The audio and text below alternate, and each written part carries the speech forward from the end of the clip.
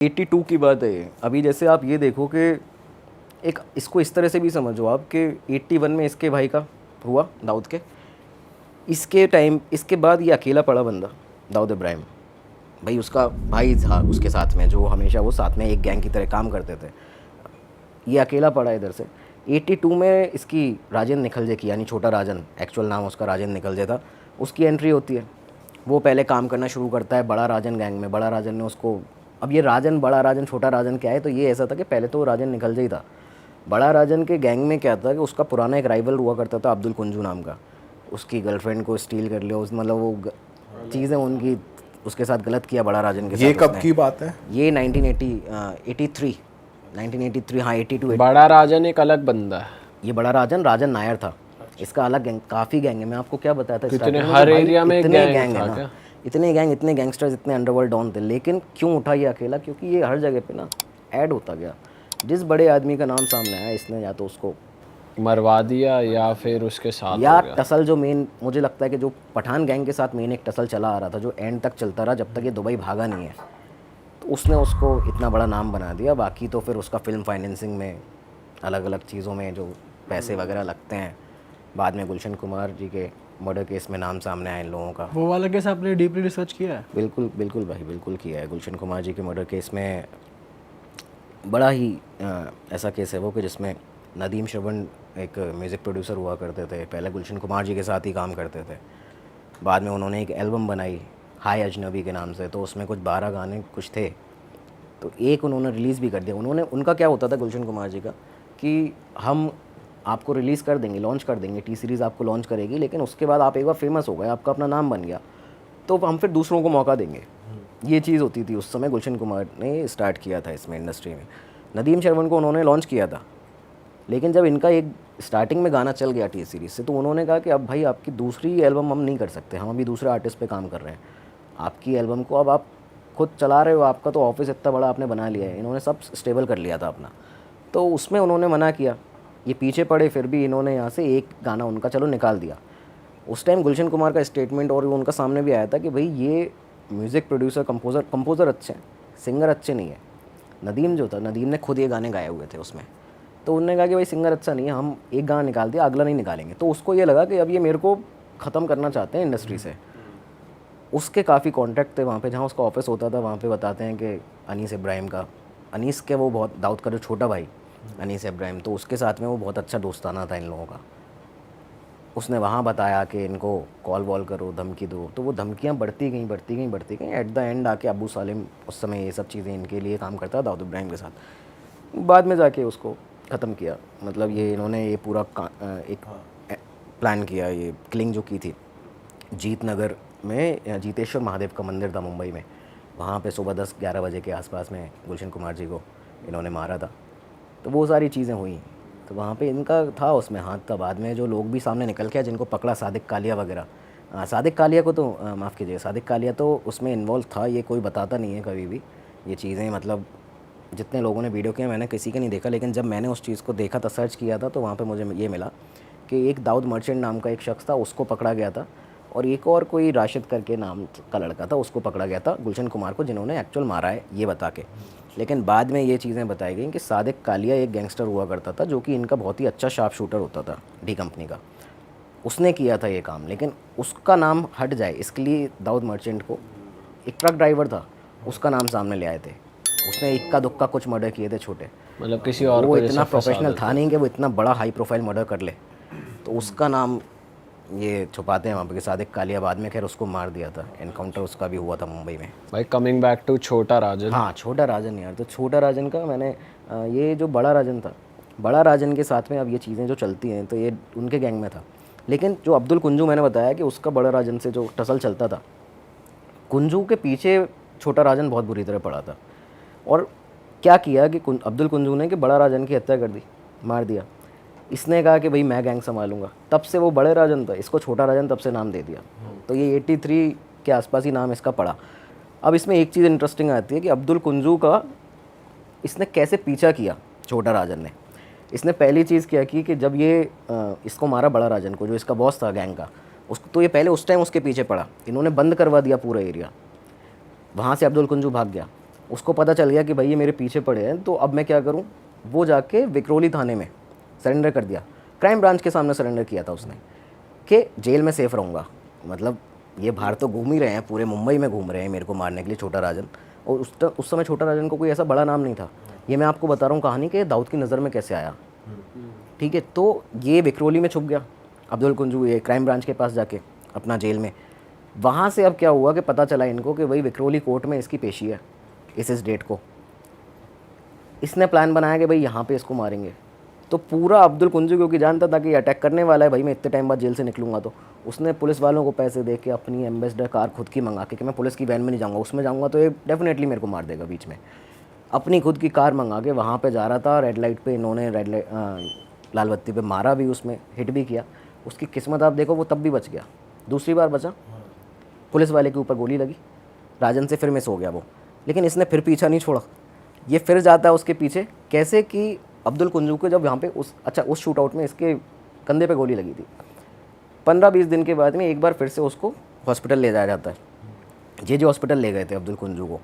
और जब ये वहाँ पे हॉस्पिटल पहुँचता है तो वहाँ पे ये जो प्लान था ना, इस पे दाऊद की नज़र पड़ी पहली बार, छोटा राजन के ऊपर।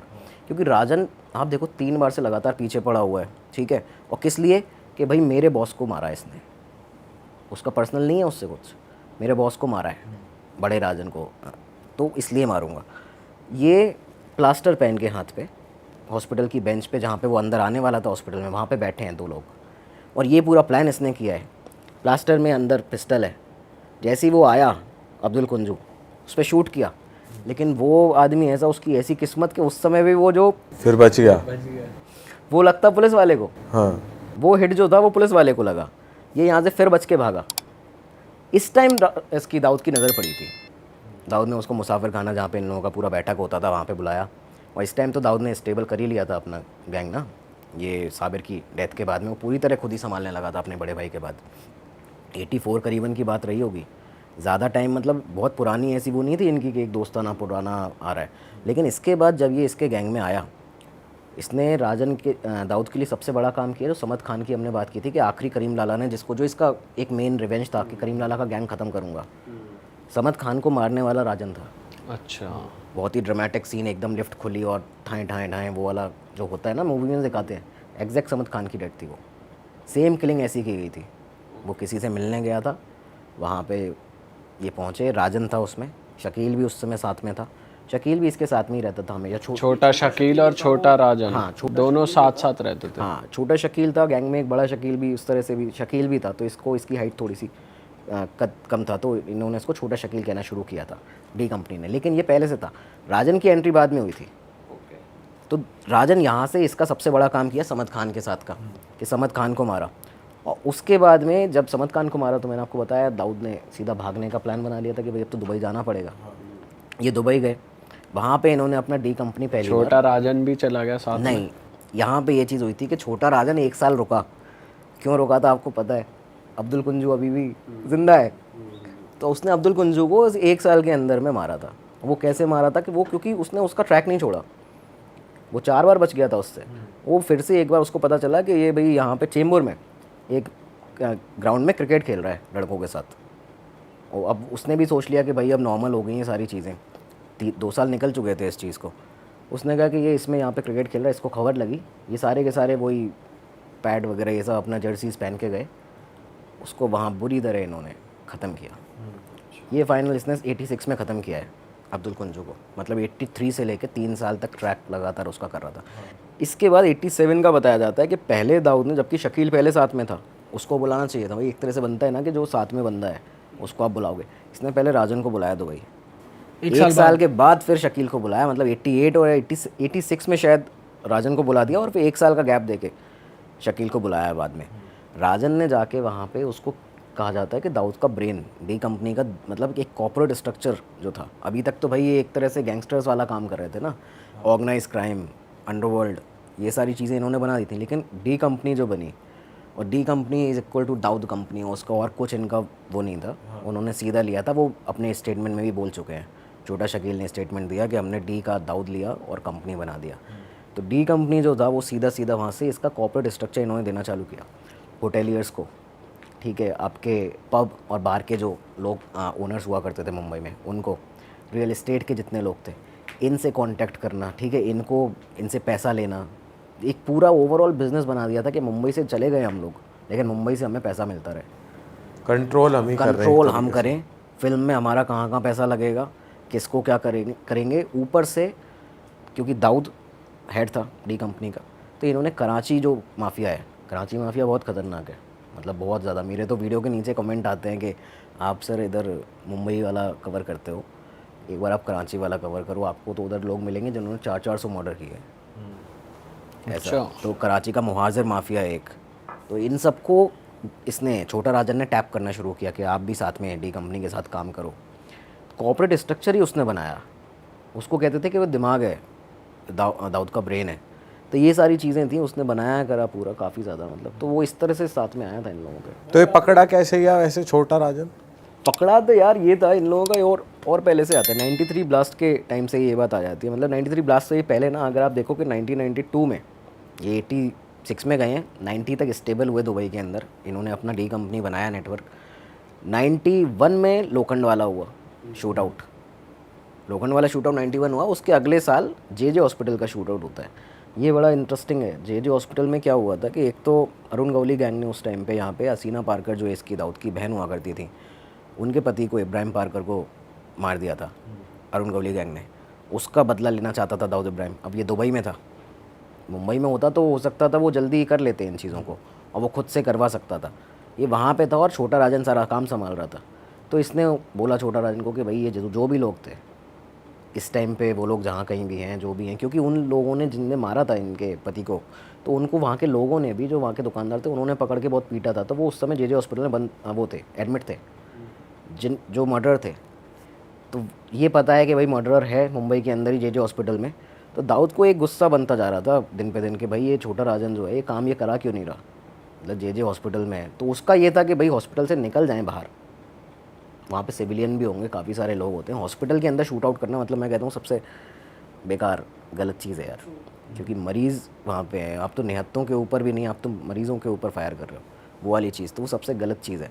तो राजन का ये था कि यहाँ से निकल जाएँ शूटर्स, उसके बाद इनको हम कहीं भी नैप कर लेंगे, ख़त्म कर देंगे, एलिमिनेट करेंगे। लेकिन दाऊद को उस टाइम पे ये कहा जाता है कि शकील ने कान भरने शुरू किए थे।